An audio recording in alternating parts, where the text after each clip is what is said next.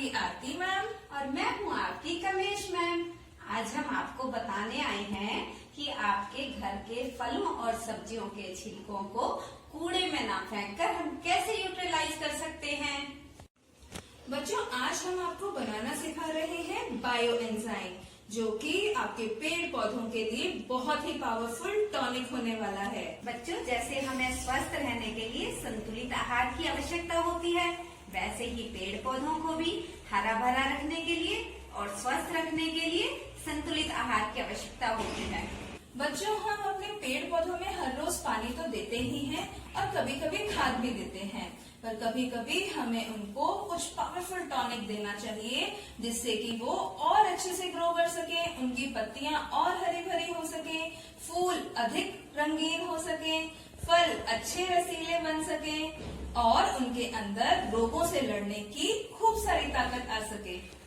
बच्चों, आज हम आपको बायो एंजाइम बनाना सिखाएंगे, जो कि आप अपने घर पर भी आसानी से बना सकते हैं। आप अपने घर पर फलों और सब्जियों के छिलकों से, पेड़ पौधों की पत्तियों से या फूलों से भी बना सकते हैं। जैसा कि आप यहाँ देख सकते हैं, हमने पपीते के छिलके, संतरे के छिलके, केले और अनार के छिलके लिए हैं, और यहाँ पर हमने नीम की पत्तियों को लिया है, और यहाँ हमने गेंदे के फूलों को लिया है, हल्दी, और ये है मिक्स फ्रूट के, और यहाँ एलोवेरा के हमने पत्तियों को लिया है। बच्चों, बायो एंजाइम बनाने के लिए हमें केवल 4 चीजों की आवश्यकता होती है: प्लास्टिक की बोतल, पानी, गुड़। गुड़ आप कैसा भी ले सकते हैं, कोई पुराना गुड़ हो जो आपके यूज का ना हो, आप उसे ले सकते हैं। अगर गुड़ ना हो तो उसकी जगह पर आप शक्कर या फिर शहद को भी इस्तेमाल कर सकते हैं। चौथी चीज चाहिए हमें फलों या सब्जियों के छिलके या पेड़ पौधे की पत्तियां या फूलों की पंखुड़ियां। हमें इन चीजों को एक पर्टिकुलर रेशो में मिलाना होता है। इसका रेशो होता है 1:3:10, यानी कि 1 पार्ट गुड़, 3 पार्ट छिलके, 10 पार्ट पानी।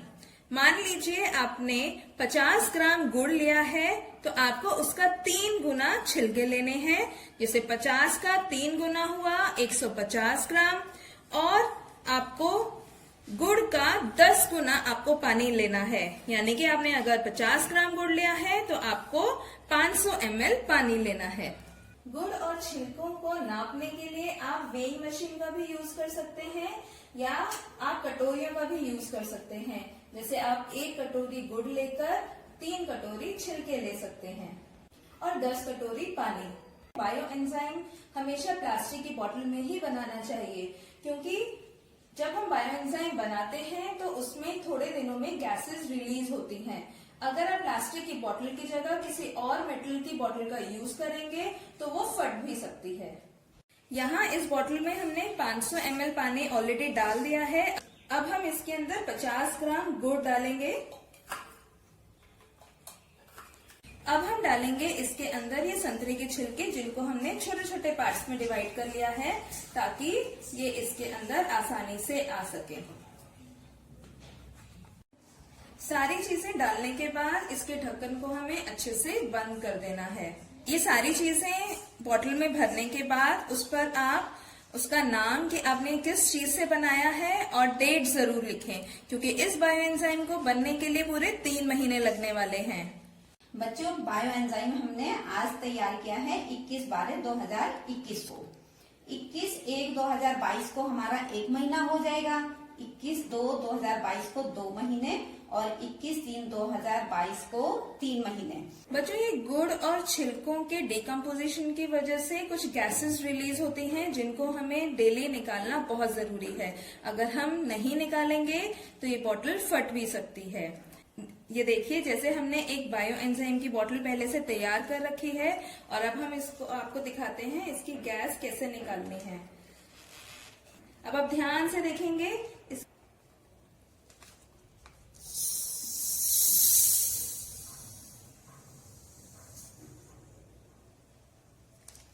ये देखा आपने ये गैसेस बनती हैं और हमें इनको रिलीज करना बहुत जरूरी है, पर हमें ये ढक्कन पूरा नहीं खोलना है क्योंकि ये एनारोबिक प्रोसेस होती है और इसमें हवा अंदर नहीं जानी चाहिए। और अब हम वापस इस ढक्कन को अच्छे से बंद कर देंगे। महीने में बहुत ज्यादा गैस रिलीज होती है, इसलिए हमें ढक्कन डेली थोड़ा थोड़ा खोलना है। दूसरे महीने में गैसेस बनना कम हो जाती हैं, इसलिए हम 5 या 10 दिन में भी 1 बार या 2 बार ढक्कन थोड़ा थोड़ा खोल के गैसेस रिलीज कर सकते हैं। तीसरे महीने में गैसेस बनना बिल्कुल बंद हो जाती हैं, इसलिए तीसरे महीने में ढक्कन खोलने की कोई जरूरत ही नहीं होती। बच्चों, आपको यह बात ध्यान रखनी है कि आपको इस बॉटल को धूप में नहीं रखना, इसे छाया में ही रखना है और ऐसी जगह पर रखना है जहाँ पर आपकी नजर इस पर डेली पड़ सके, ताकि आप इसकी कैप को थोड़ा सा खोलकर इसकी गैस को रिलीज कर सकें। और आपको ध्यान रखना है कि आपको पूरा ढक्कन नहीं खोलना, थोड़ा सा खोलकर उसकी गैस को रिलीज करके वापस बंद कर देना है। बच्चों, 3 महीने के बाद आप देखेंगे कि इस बोतल में छिलके नीचे आ गए हैं और इसका पानी ऊपर आ गया है, और यही इसकी पहचान है कि हमारा बायो एंजाइम बनकर तैयार है। और 3 महीने के बाद आप इस पानी को छानकर किसी भी कंटेनर में भरकर रख सकते हैं और ये हमारा बायो एंजाइम बनकर तैयार है। बच्चों, अब ये देखो कि इसे हमें यूज कैसे करना है। इसका एक ढक्कन लेंगे और 1 लीटर पानी में अच्छी तरह से मिक्स कर देंगे और इसको पेड़ पौधों की पत्तियों पर या हम उसको मिट्टी में भी डाल सकते हैं। जो बायो एंजाइम हम सिट्रस फ्रूट्स यानी कि संतरे, मौसमी या नींबू के छिलकों से बनाते हैं, उसका इस्तेमाल हम अपने घर में साफ सफाई के लिए भी कर सकते हैं। बच्चों, जो बायो एंजाइम हमने एलोवेरा या नीम की पत्तियों से या गेंदे के फूलों से तैयार किया है, इनको पेड़ पौधों के ऊपर डालने से उनकी रोग प्रतिरोधक क्षमता बढ़ जाती है और इनके इस्तेमाल से उनके ऊपर कीड़े भी नहीं आते। बच्चों, जब आप गुड़, छिलकों और पानी की रेशो के बारे में सोचेंगे, उनकी कैलकुलेशंस करेंगे, महीनों का ध्यान रखेंगे, तो आपकी मैथ्स की कैलकुलेशंस भी स्ट्रांग होंगी। तो देखा आपने, ये बायो एंजाइम्स पूरी तरह से इको फ्रेंडली हैं, इनके अंदर कोई केमिकल्स नहीं है और ऐसी चीजें हमारे पेड़ पौधों को बहुत पसंद होती हैं। सबसे अच्छी बात, ये बहुत कम लागत में तैयार हो जाता है, ऑलमोस्ट फ्री ऑफ कॉस्ट। तो देखा बच्चों आपने कि हमने अपने घर के गीले कचरे को कूड़े में जाने से बचाया और इतनी यूजफुल चीज बनाई। कमलेश मैम, न केवल हमने गीले कचरे को मैनेज किया बल्कि सूखा कचरा यानी कि प्लास्टिक बॉटल्स को भी कचरे में जाने से बचाया है। तो बच्चों, आपसे आशा करते हैं कि जो आपको बायो एंजाइम बनाना सिखाया है, आप अपने घर पर भी बनाएंगे और गीले कचरे को भी मैनेज करेंगे और अपनी पृथ्वी को स्वच्छ और सुंदर बनाएंगे।